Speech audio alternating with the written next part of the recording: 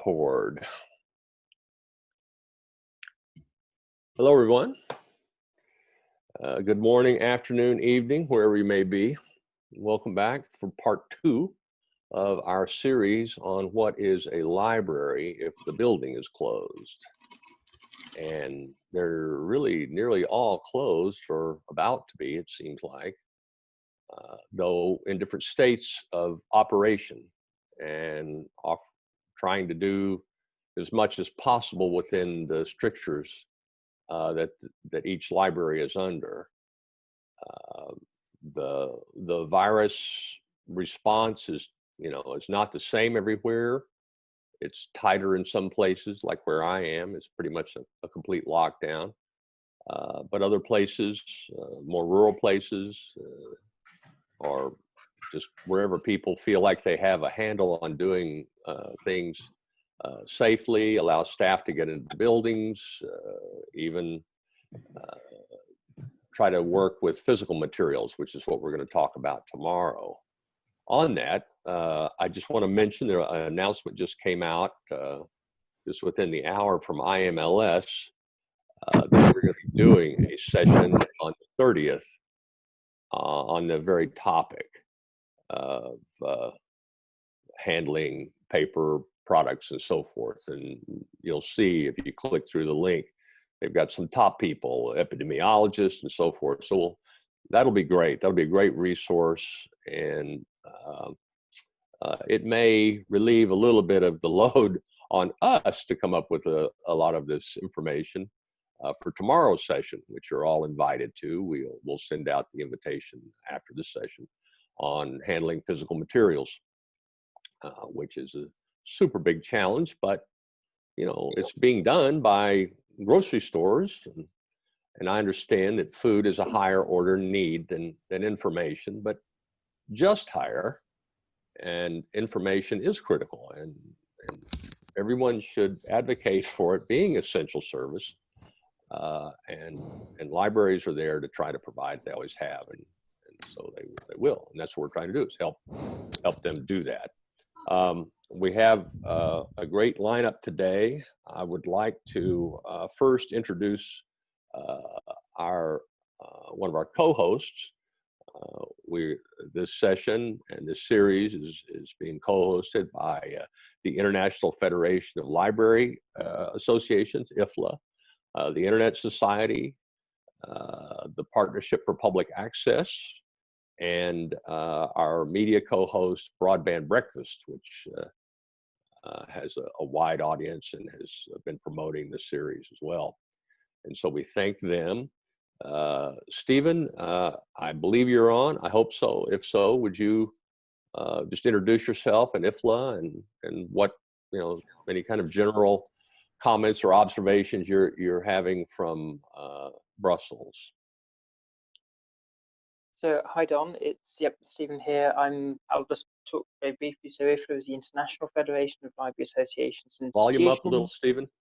Oh, okay. Thank you. Microphone closer to face. Microphone closer to face. So it's the International Federation of Library Associations and Institutions. We have members in about 153 countries around the world. And so we're here both to support improvement of services in libraries, to really provide a forum, an arena where people can exchange ideas, to share good practices from one place to the next, which of course is exactly what's happening on this call, and to try and address problems together. So it's great to be able to host these meetings on our Zoom account, and we're looking forward to hearing the results and then helping them to go further. Great, and thank you. Thank you for hosting, recording. We are posting these recordings inside of the invitations. We need a better place for that, and I'll be working on that later today, where they can be permanently found on likely our website, among other places, but anybody can post these anywhere. So thank you, Stephen. We have returning Nathaniel Rasmussen from the Schlow Regional Center Library in State College, Pennsylvania. It was Nathaniel's library effort to publicize their open Wi-Fi access point in their parking lot that kind of triggered this. They put up a sign right at the front of the parking lot with the password inviting people to come in. That image caught a lot of attention, went viral, and kind of triggered the idea that we as Gigabit Libraries has an opportunity to weigh in on some of these issues, especially as it related to access. This is what the work that we've mostly been doing. Fiber to the library is a top priority we've been advocating for about a decade. And now wireless through the library is the natural extension of that to increase accessibility to library digital services, one of which, of course, is the internet. But it's not the only one, as we'll hear today. And also, how can this essential service, I'll call it library Wi-Fi, be extended further than just at in the U.S. to 16,000 something buildings, which are more or less convenient, or at least they're should ideally they should be within walking distance of everybody, but at least driving distance. And so proliferating those, replicating that service in more places as new library kiosk has been a project we're working on. I presented on it yesterday. But today is really more about what you can do with your internet access. And principally, for our purposes, it's accessing digital services from libraries. So, Nathaniel, why don't you tell us kind of what's come up there at Schlow, and then we'll keep moving. We'll try to, we've got a full lineup today. We'll try to get through our speakers, and then hopefully we'll have some time to get an open Q&A. Tomorrow, I think we'll have more open time. We plan to make more open time for interactive discussion on this physical materials side. We have one speaker specifically, and then she's the head of development for the Kansas City Public Library. They are doing some things in this area, and so we'll make it more of an open discussion tomorrow on really anything anybody wants to talk about. So with that, Nathaniel, why don't you just give us a quick update on what your thinking is on the physical side of things? I'm sorry, digital. I'm trying to not get ahead. Today we're Sure. digital services. No worries, Don. Thank you. And hello, everyone. Can you hear me? Yep. Okay. I will share my slides right now.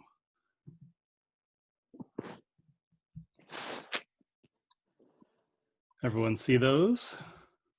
Yeah. Okay, great.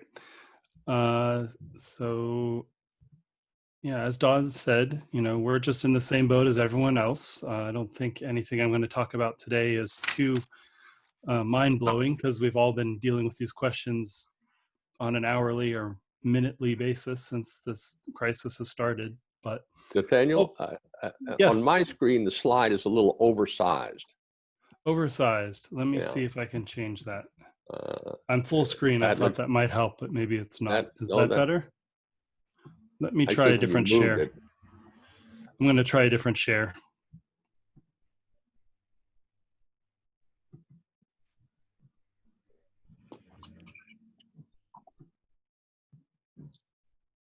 Is that better? Worse, actually. Worse. Oh, dear. There. When you just move it, it seems okay. It's too low now, but it's centered. Too low. I'm sorry, I'm not seeing what you're seeing, so No. I didn't have this trouble yesterday. Is that any better? Not from here. Okay. Go back to the first way you were doing it. I will do that.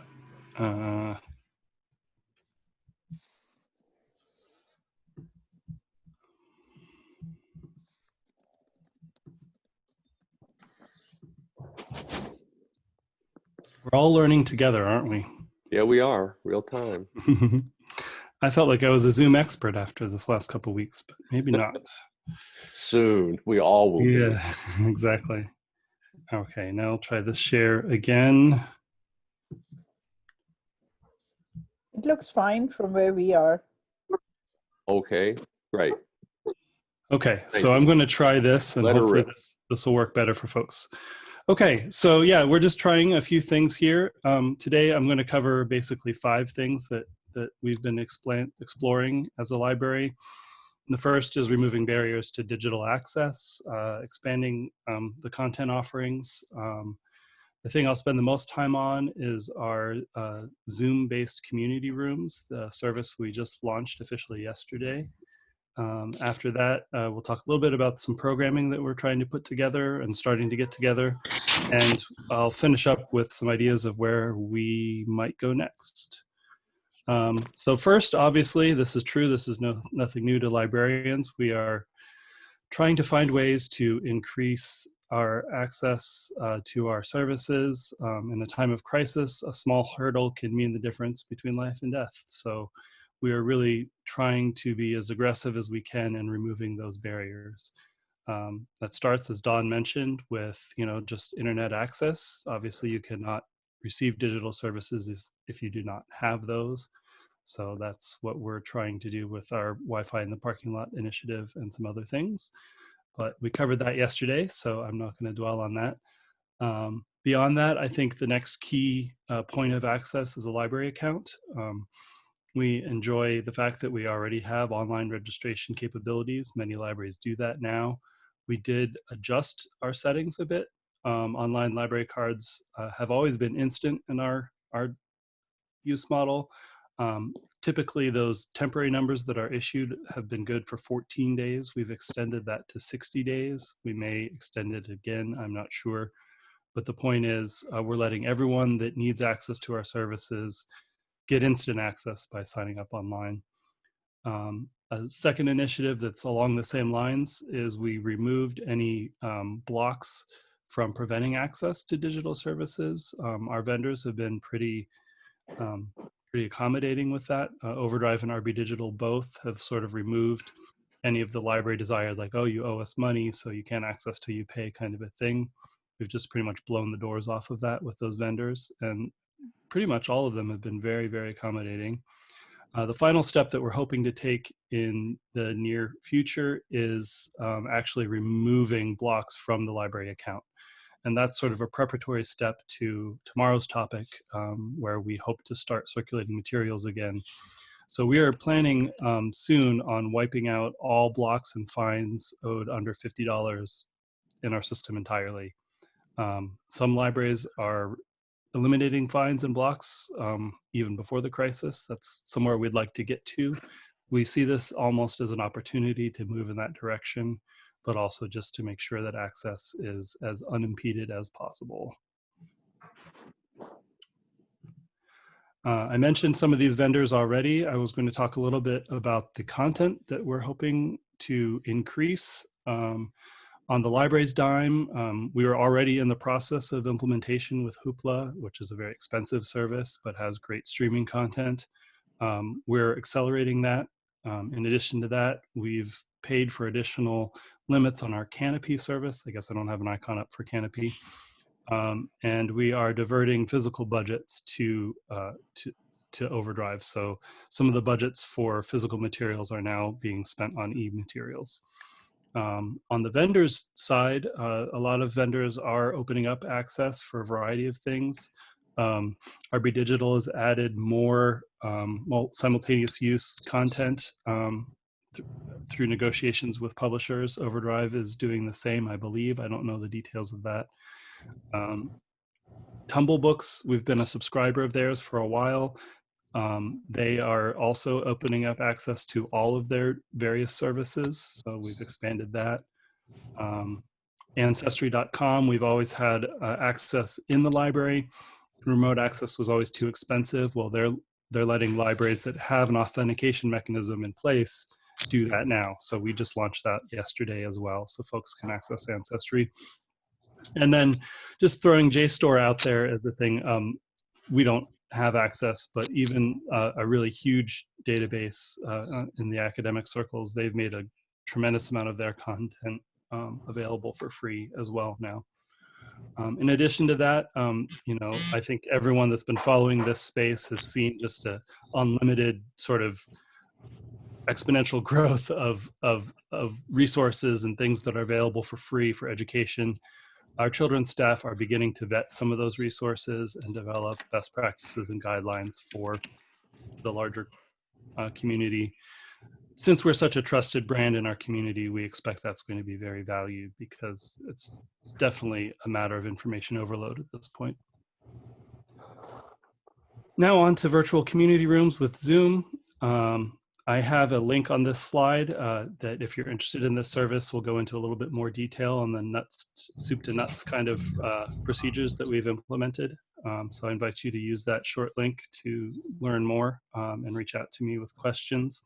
I also want to shout out to my son's elementary school art teacher, art, and this was something she put up yesterday on social media. I think it's a fun graphic. We're hoping to use that for promotional purposes. So yeah, obviously we identified a need for, you know, with cancellation of all events and opportunities for people stuck home alone to socialize and businesses to conduct their needs. We identified, hey, you know what, maybe a lot of these people don't have the money to purchase a more advanced Zoom subscription.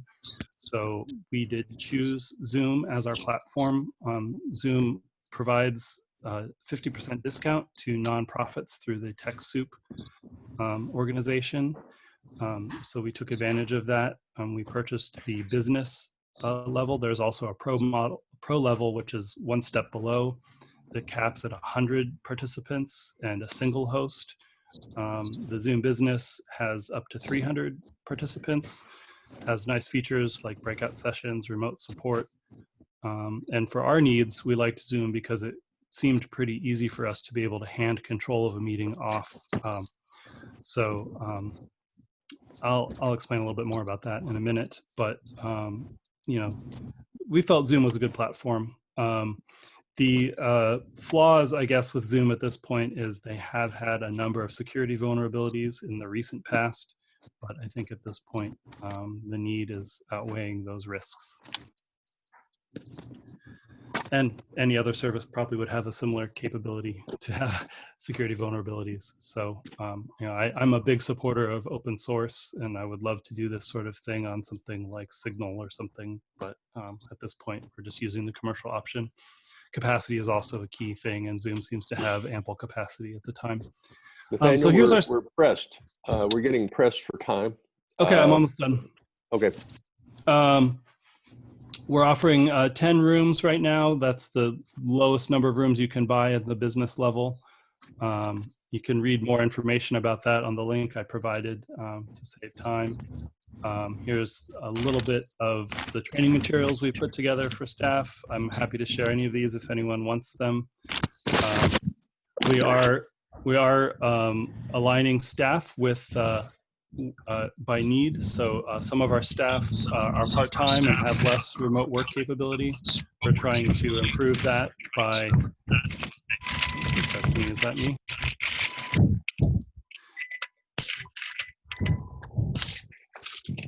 If possible, if you can mute yourself, that would be good.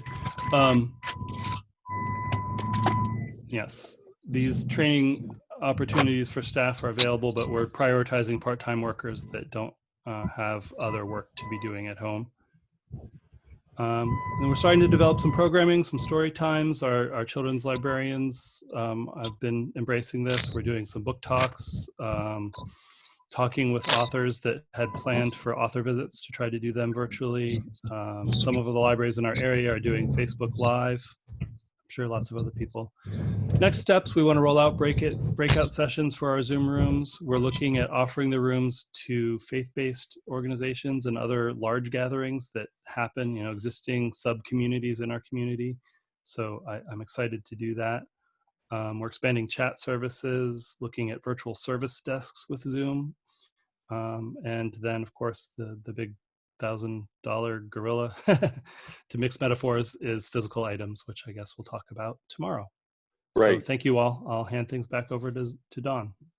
That's terrific. And we're already getting requests for, links and so forth. So be thinking about how you can create those two. I'll put the two short links to these slides and to our Zoom resources in the That'll be chat right fine. now as We'll well. try to compile two rather than having it just, Of course. Well, I've already compiled it in the too. So chat. these links. Yep. We're going to change the order here quickly because we have Jim O'Donnell from ASU on after Stuart, but Jim has to get away. So we're going to give him the next 10 minutes here, or a little less, to tell us what's happening in the world of academic libraries who also have closed buildings. So what is an academic library if the building is closed? The famous historian Shelby Foote once said that a university is nothing but a library surrounded by some buildings. And it's, every academic librarian knows this quote, but it's an interesting notion. And so there are probably some similarities. Jim, what can you tell us about what's going on there in Arizona? So howdy, Don. Thanks and good morning, everyone. I listened to that quotation with a certain wry smile because that's so not what we are anymore. We used to be a building full of books and we had some digital services. At this point, the digital library from Arizona State University is our 24/7 by 365 by 24 time zone enterprise. We've had authorized users, that is to say ASU people with logins and passwords, logging into our library in the last year from 175 different countries. So we look at this moment when the library buildings are almost empty. Several of ours are still open, but traffic is down to 50 and 100 a day. We look at this as the moment at which we have an opportunity to say, so here we are. This is what we really are. We are an all hours, all time zones information service, and the physical buildings and the physical books are still very valuable in that. Our concern in academic libraries has mainly been making it possible for the widest possible audience to gain access to the materials that we have. We get a lot of what we have from license agreements with publishers who won't let us share it with the wider audience. It has to be those faculty, staff, and students who log into our services. But we do what we can. So I'm going to share a screen now for you for something that Arizona State University has just put up. Click, there it should be. ASU for You. This is, we're a very ambitious university. We have 100,000 on-ground students. We have 35,000 online degree candidates. And we reach beyond our degree candidates and beyond our tuition payers to, as it says there, every learner at any age to the extent that we possibly can. So if you scroll down on that, look for the URL there, asuforyu.asu.edu, and play with it afterwards. You will see a series of links culminating at the bottom in the library, that 21st century library with those print books in it, that are digitally accessible, openly accessible learning assets that a great university can put together. It's a first cut. We've been doing all of these things sort of one at a time. This is our first effort as an institution at putting it all together and marketing it as a coherent package. But it's looking to find a place in the information ecology for the university library to be what it can be and has to be to university people, but also to be as much as it possibly can be to a wider audience, to the people who might become our students, used to be our students, are hanging around looking for what a great university can have to offer. So I'll put that back up there for you. What I'm saying to my colleagues here at ASU is that this is an opportunity moment, as we are so not dependent on the buildings at this point, to think about how we change the way we think about the library we provide, to think about the way our users think about the library, and recognize that we are a first point of departure for serious inquiry into high quality, reliable, scientific and scholarly based wherever possible information of a kind that you can't get simply and freely on the open web. The open access movement is going forward to make it possible for this academic material to be available. One step of that is I've just clicked to our basic search page. You see we have a search box down at the bottom, and we now have highlighted there doing an open access search through our catalog so that you can find through a university library's catalog access to curated open access scientific scholarly material. This is doing a live search on a presentation. That's always dangerous. That we have curated to the extent of bringing it into our library catalog and making it available for our users, singling it out because it is open access, universally available. Any user for any place on the planet can come to our catalog and see and use at least the material that comes up under this search. So that's really what I have to say. I thought about introducing my presentation by saying, so for and I'll stop the sharing there. For a university library, the idea of being digitally dependent is no big news, no big deal. But it's a chance to take advantage of it, a chance to share it with the world, a chance to continue to try to open it up to as many people as we possibly can. Thank you, Jim. Excellent. What you make me think of is the level of IT support that you have there. You have one of the preeminent CIOs of the University, Lev Gonick. You also have IT staff within the library, right? And yes, absolutely, sure. Yeah, so that's makes me think the range of institutions and what kind of support they have. Not many have even somebody like Nathaniel to actually manage their various kinds of digital services. How can they take advantage? I would just say to that gives us the motivation to find, given that we are, by any objective measure, wealthy compared to many others, how can we find ways to share the resources, share the benefits of what we've got within the limits of a complicated business model and complicated legal realities and copyright and licensing and all that stuff? What's the most we can do, both ourselves directly, but also in partnership? I'll say we just did a deal this year where the large universities in Arizona have combined with the 21 community colleges to get a deal with JSTOR that the community colleges can afford, and that brings JSTOR to that next tier of tertiary education in Arizona that it wasn't always so easily available to. That's one step, but we're always looking for ways in which we can broaden that access and make it work. Great. Well, one of the topics you and I have talked about is this kind of institutional overlap among libraries that are academic, university, community colleges, and also school libraries and public libraries. There's a lot of potential anyway for synergies in delivering services that we'll be creating as we go along. So. Well, I'll say we're a little bit past just potential. We're doing a bunch of stuff, but there's a whole lot more stuff. Well, that we could. And more people need to know about it, and that's perhaps what we can help with.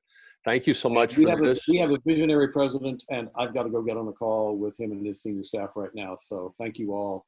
Good luck, Don. Thank you for setting this all up. All right, Jim. Take care. We'll be in touch. Bye-bye. Great.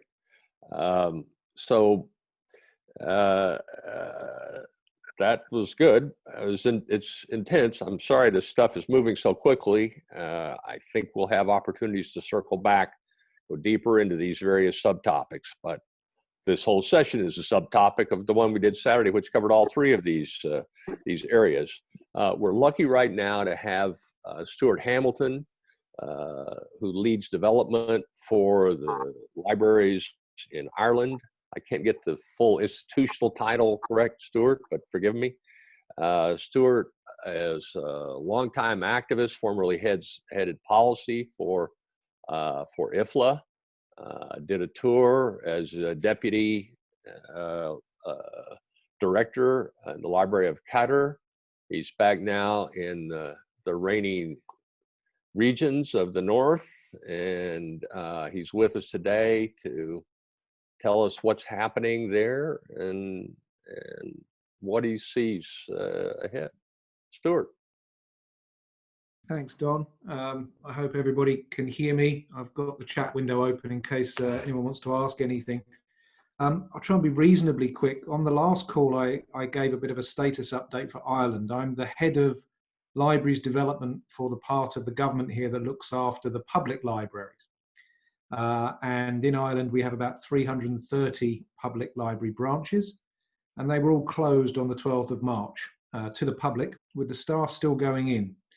So in the time since then, which seems to have gone extremely quickly, we've pivoted quite strongly towards the provision of online resources and are looking at ways to bring our services online. So a little bit of an update from the last call. Since we last spoke, we've seen a big spike in online membership. We removed restrictions to people joining online. Previously, you had to present yourself at the library with your ID, but obviously that's impossible these days. So we basically have made it available for people to join online. We've seen about 23,000 people join since the 12th of March, which is great for us. I don't have the exact percentage increase there, but it's very, very substantial. And we've seen a 450% increase in the number of ebooks and e-audio books borrowed in the last 5 days compared to the previous 5-day period. So there's a big spike here, and there's been a very, very positive reception to this in the media here. We also were able to benefit from a cash injection from our parent department of about 200,000 euros to buy a lot of additional e-content and e-books, which is a great investment from the government at this time, and also a recognition that people are going to need to access these services. So generally speaking, we find ourselves in a interesting sort of period. We've got a little bit of extra resourcing, but we changed up in my team over the last week since we spoke, Don, to basically focus on 4 areas, and really your phone calls are covering a number of them. First area is content, second area is community, the third area is communications, and the fourth area is continuity. So I succeeded in making them all begin with C. I'm very proud of that. But with content, electronic and print are the 2 sort of subsections there. So what we've decided to do is sort of repurpose my team to sort of finding out how we can support the sector in a number of ways on this. Now with e-content, it's really about trying to get more content and free it up. So those removal of restrictions early on was a good start on that. But since then, we've been working with the vendors here. We use BorrowBox, and they've actually been tweaking some of their offerings so that we can actually move to more of a one copy multiple user model for a number of titles that they're offering instead of one copy one user. So there's a recognition that the pressure on the system is going to require a change in the vendor terms and conditions. So that's been very positive. And I'm hearing similar things around Europe from other colleagues in countries like Denmark, where they've been able to achieve something similar. We're also looking at other vendors that provide us with things that normally can only be used when you come into the library premises, something like a national newspaper or something like that, to see if we can extend that to outside of the library premises for a limited period, as long as you're sort of demonstrating library membership. So this is the beginning, I think, of a number of conversations with vendors to try to get them to tweak. But in Nathaniel's presentation, I think we're also experiencing a positivity and a good set of relationships with some of our sort of colleagues in the vendor sector. So hopefully that will continue. When it comes to the sort of community services, and Nathaniel there was giving you that perspective from maybe the academic, the community library perspective from public libraries, we've done a lot of stuff in the last sort of 7 or 8 days to try and build people's capacity to do story time and things like that online. This is a big deal because even though a lot of authors are going online and reading their own works, we want to maintain that community connection between our librarians and the local users. So we've been trying to help people understand what it takes to put on a story time online, for example. And then we've been running up against a few challenges, and one of those would be copyright and what we need to do in order to feel comfortable about library staff reading those stories. In the US, you guys are very well served with fair use. And I know that PLA's advice is basically this sort of thing comes under fair use. Over in Europe, it's a different question. And generally in normal times, we'd be required to go to each publisher to get permission. What we've seen in some countries are blanket agreements, like in Australia, to work with the publishers and the authors to get permission for those activities. And I'm pleased that we've made some progress this week with the Irish publishing community to get that for Irish titles. But in public libraries in Ireland and everywhere else that uses sort of English as first language, the market is much bigger than just your own country. So you need to have those agreements at an international level. And I know that IFLA, Stephen might comment on that, is looking at doing something there. So that's a big challenge for us. We want to get that squared away. Otherwise, there's a couple of big things that are going to face us, really. The public library sector is part of something which I think we're going to hear a bit more as a term, which I only heard in the last couple of days is a big thing for our local government sector, which is community resilience. And the role that libraries are going to have to play in that is something we'll be dealing with in the coming weeks. A lot of the staff are being redeployed to other parts of the of the public service, including on things like contact tracing for infected people, and that will affect our ability to deliver services online. Whether it's we need the people, the experts, to continue to be able to buy this e-content. So they've got to know what they're buying and who for. So we've got to keep an eye on our staffing sort of levels. And I'm interested to see what challenges that throws up in the coming bits. And I'll finish with just one other bit, which came to me sort of today, and I'm really interested to hear if anyone else is doing this. We discovered that the University Library in Galway was using their makerspace to print protective masks for the health service. So we would have 3D printers in sort of well over 100, 150 public library branches. So I'm really intrigued to see if we can actually get involved in some of that and use some of those resources that we're not presently using for the public and redeploy them to sort of start contributing in that way. But I'm not sure about the kind of scaling of that sort of thing and how quickly we can produce stuff. But I thought that was a very interesting thing for libraries with maker spaces that are not presently open to the public to consider. So anyway, Don, I know we're short for time, and I'll stop there. But I'd say overall in the last week, the big thing is the expected explosion in growth of online services, and now working out how to provide capacity for our staff to implement a greater number of services. That's great, Stuart. Nathaniel just mentions he's doing the printing as well there, and taking care of the staff, like with medical people. If these people are debilitated themselves, then there's no services. So that's the first order of business. It just has to be is to keep your people safe, and figure out new ways to do things here in this new environment. Could you say a little bit about communications in terms of, it came up yesterday, how do people know about digital services or any services, especially if they don't have connections at home? You have like a local radio station or some kind of vehicle, newspapers that can put the word out? Yeah, newspapers is the one that we're going to be using in the next week or so for the online resources. We're putting together a sort of generic double-page advert, which each local authority can then adapt to its own needs, that actually basically makes people aware of the online services in a print format, so then they can follow the URLs. That's already been done in some of our authorities.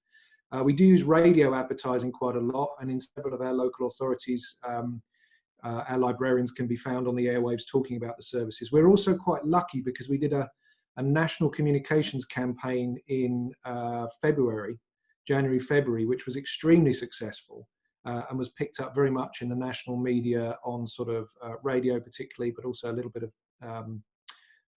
TV and things like that. So we actually have opened up channels for ourselves even before this to sort of get it out there. for people who are not necessarily on social media. And we're quite well supported in Ireland. Doesn't necessarily work for everybody, but I do think those local adverts in the newspapers are going to be quite useful to get out there. But the big challenge we've got, we talked about this on the previous call, is if we can make a significant amount of our users aware that there are now online services, but they've never used them before. I'm thinking particularly of sort of elderly users or our voracious book readers who've never used a Kindle. How do we train them to use those devices when we can't physically be with them and they have to go online to begin with? So that is something also which my team are going to be sort of looking at. I'd love to hear from anybody else that's doing anything in that regard, because that's going to be a tough nut to crack. That is a tough nut. And I was just doing some research on that earlier for the general category of remote control software. So allows you to actually not just share screens, but have access to commands on a remote computer to help people navigate stuff. How that would work on a reader, I'm not sure, but it's one more tool to provide support. The other last question I have for you right now is, are you doing redesign on the library page? It seems like emphasizing this orientation and these kinds of materials would change the way you would present the library services at your homepage. Are you doing any of that? Yeah, we are, and I think everybody's doing this. And I'd say that's one thing that we haven't squared that one off this week, and perhaps we should. But we are working on a resource page. I've seen so many library sort of authorities have that resource page. I think when it comes to sort of the pages that tell you how to use the system, we already began tweaking them with the communications campaign, but actually now we need to rethink that again, because we could have potential users that didn't respond to the communications campaign then, but the circumstances they find themselves in now means they want to come in there. So we've actually had input this week from a few people who've started using a couple of the online services for the first time, and they, why doesn't it work for me? Or this step doesn't necessarily follow this step. So one of the things that I'm considering doing is working with an organization called Age Friendly Ireland, which is a national organization for sort of older people, and see if we can get some of their guys to test. I've just started this service from A to Z and get that feedback. So that would actually be good. Lots to do, lots to think of. It's early. Thanks, Stuart, and we'll look for you tomorrow to segue into what kind of solutions you come up for your mother to get her books, that she depends upon. We're going to stay on the other side of the Atlantic here for the next presentation from Gregoire Pouget. And I apologize, Gregoire, for the poor pronunciation. Are you there? Hi, I'm here. Okay, good. Gregoire is with Bibliothèques Sans Frontières, Libraries Without Borders. He's been doing some amazing work there, developing offline internet platform for a range of content that is public access, open source, at least the platform is open source, as I understand it, Gregoire. So why don't you tell us kind of what's the latest on that? Nathaniel has downloaded it. He's one of your early test or user sites. It's interesting that this was developed in the context of how to provide kind of an internet experience to people that don't have access to the internet. There are a lot of places that are just completely cut off. And so creating kind of subsets of relevant content, especially educational content, is something that's deemed very valuable. And but how to do that, and you've tackled that to a large degree.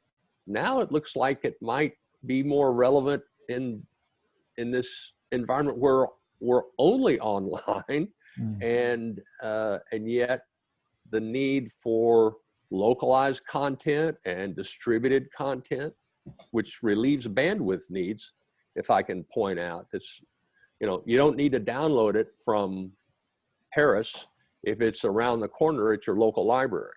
there's a whole bunch of things that can fall into that category for maybe more discussion later. But Gregoire, tell us what you're doing and what you're thinking.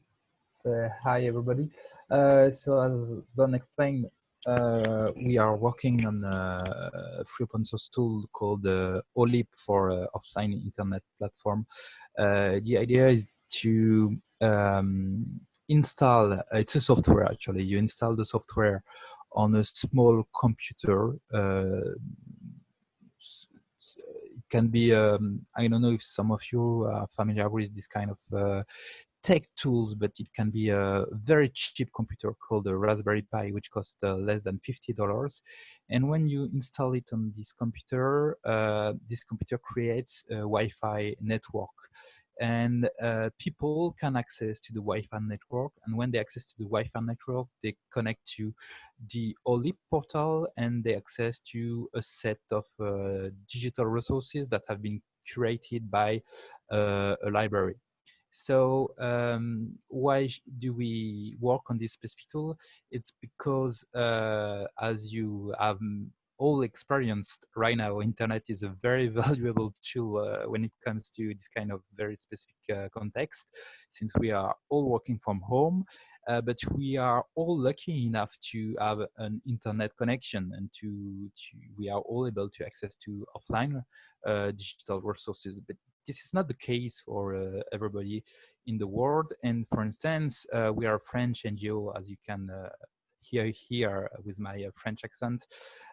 We try right now to work with the schools in France, because even in France, we have some what we call white spaces where you don't have any internet connection or very small bandwidths.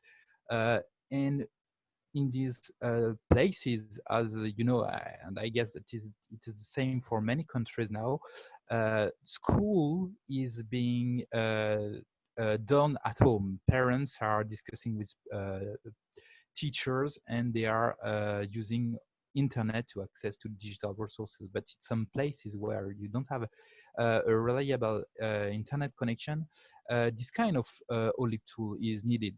So right now we are discussing with schools, and we estimate that there is 3% of the population in France who does not have access to a reliable internet connection, and this is the population that we are targeting with our offline internet platform. So right now we are trying to build a project, an emergency project, because we are in the coronavirus confinement period. And with this project, the idea is to bring some OLIP platform, which is, as I explained, a very cheap tool to buy, less than $50, to those places, to families or to social houses where people don't have internet access. And with OLIP, they will be able. Yes, Dan. Sorry. Sorry, I may have missed it, but just to maybe give people a sense of what OLIP is holding. I mean, it's a wide range of content, but you have things like the Khan Academy, Wikipedia, a subset of the Internet Archive, just so people kind of have a sense of thank you, Dan, what it is. to that. And with OLIP, you can access to digital resources, files, video, PDF files, images, but you can do this with a very cheap flash drive. The thing is, with OLIP, OLIP is a server, and OLIP can run application. That means that you can run the Khan Academy, which is an amazing education application, but you need to have an internet connection to access to the Khan Academy. And if you don't have any internet connection, and if you have OLIP, actually you can run the Khan Academy on in a place where you don't have any internet access, and you have the same features as the Khan Academy online, but it's offline and you don't need any internet connection. There's the Khan Academy, there's Wikipedia. You can access to the whole content of Wikipedia in different languages, and also to a selected set of resources curated by people, by libraries. And we are trying right now to add more offline application. We are trying to add MOOC application to OLIP, edX, or very other famous MOOC application. And if we manage to add those applications, that means that we will allow people to access to all the courses that are available for this application. OLIP is still in its beta stage, but we are confident enough to with this technology to try to deploy it right now in a few days. I'm going to copy paste the link to the demo of OLIP. There is an online demo because OLIP can also run on any servers, and I'm going to pass the documentation and the demo link in the chat right now. Great. You anticipated my question and request. It's a fascinating approach, and like I say, it's interesting how the potential for it may be unexpected. You know, something that applies to this extraordinary circumstance we're finding ourselves in now for this this content organization and delivery. Bibliothèques Sans Frontières, Libraries Without Borders, I'm not sure, it's what, like 8, 10 years old, something like that, yeah? 13 right now. 13, yeah. Started out, as I understand it, setting up these autonomous libraries in refugee camps. Some of those difficult circumstances for people to live in, where they're desperate for information and communication, places where there's no internet by circumstance or by intent, where the national government may not wish people to have communications capability in those environments. So a real pressure cooker environment to try to deliver library services. And so it's fantastic what you guys have done for 13 years and are doing today. And we look forward to playing with this and spreading it around. Thanks very much, Gregoire. We'll look for more and more reports, and you have the demo. Is it available then to download now? Is it open for use? Actually, or yes, you have Mike, a little bit microphone. Yeah. Actually, you have to be a little bit tech savvy right now to install OLIP. It's not that difficult, but you have to know how to run command lines. And you can, if you have these kind of skills, you can install quite easily OLIP on the Raspberry Pi. We are working on a tool that will allow any organization to add its own content, so that anyone in the world will be able to download the content of this organization on OLIP. It will be ready before summer, in June, I hope. And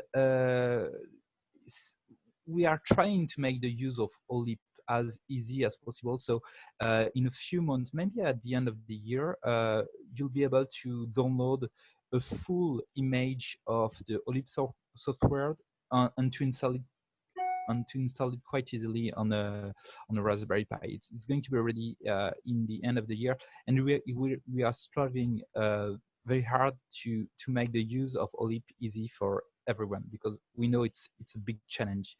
If it's a tech tool, nobody will use it. If it's a tool that is easy to use for anyone, I think that we'll be able to bring more information to people in need. Interesting. So for people that don't have access, but want to take advantage of it, or maybe they have periodic access, is there a quantity or a subset that can be downloaded to a user device. So let's do a scenario where people don't have home connectivity. They drive over to a library hotspot, parking lot or somewhere, a library hotspot, and then want to bring certain parts of this platform onto their device. Is there, how would that work as a download process? I'm not sure I understand the question, Don. Can you repeat? So if I wanted the Khan Academy, or if I wanted Wikipedia on my tablet, would I be able to do that? Or no? Actually, OLIP works under Linux system. So that means that you can't install it on any device. You have to have a Linux system. So if you want to have the Khan Academy on your tablet, there is an application created by the Khan Academy that you can download and install. The thing with OLIP is that it's not it has not been designed for a personal use. It has been designed for a collective use. That means that if you have an OLIP device, you can access to the content, but up to 30 people in the room can also access to the content. It's a very different use case than the Khan Academy application on a Android tablet. It has really been designed with this idea in mind that it's a collective use for classes, for libraries, for refugee camps. This is the use case for OLIP. All right, thanks. Thank you. That's helpful. I guess I should have understood that already, but Nathaniel, you've downloaded it. What do you see? How do you see it might be used by your library? Yeah, Don, I mean, similar to what Gregoire was just saying, I think, we were looking at as an option for sort of a different type of disaster. This particular disaster has caught us a little off guard. I could see a use case if this were to drag on, where we could deploy some of these Wi-Fi networks in regions of our county that have no connectivity to allow students to access courses or content. I think that's kind of what we're looking at right now as a possibility for OLIP for this particular challenge facing us. But I'm certainly open to other ideas and applications for that as well. I'm glad you mentioned that, because it plays into the work that we've been doing with the so-called second nets, where libraries, schools, and others as second responders, creating wide area wireless intranets, I guess you could say, that would be secondary networks, redundant networks in cases where we lose power or even the internet.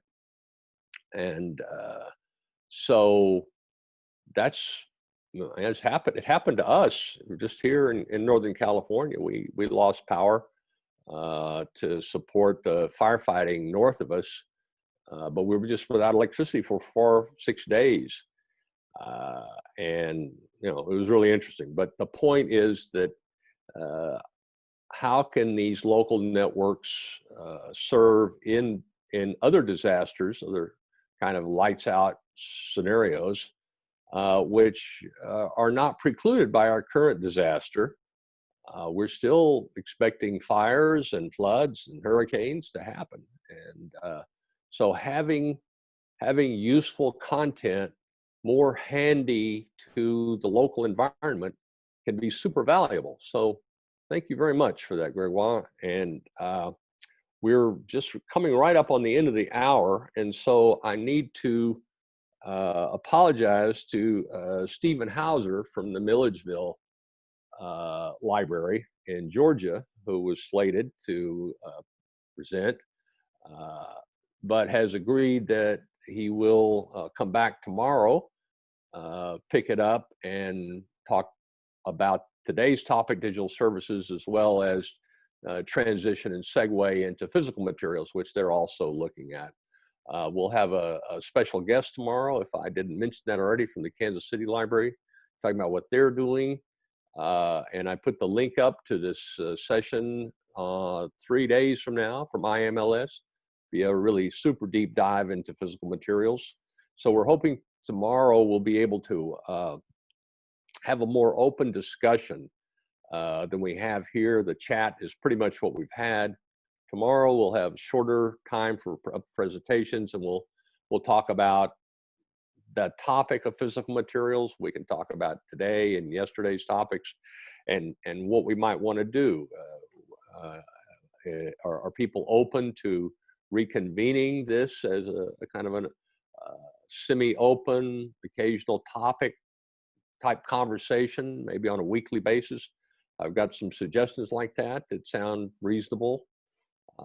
We could just do a check-in Zoom, maybe once a week, to see how people are doing with these different topics. We'd love to hear what you're all doing.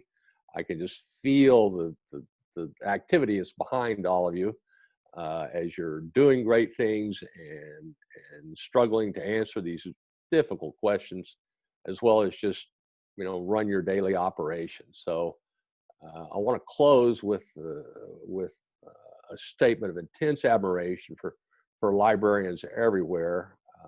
You're the heart of every community, and today's speakers have shown us that this is a global environment, and it is a global community of libraries. There's some 300-something thousand public libraries around the world that we know about, and probably they're all kind of having similar discussions, or nearly all. So how can we all help each other anywhere, and how can we help our communities where we live right around us? So really, really interesting stuff. So thank you, everybody, again. Thank you for our speakers and all the chats. We'll post and copy all this. The recording will be up, and hopefully you can make it tomorrow, and we'll see where this goes. So with that, we'll sign off.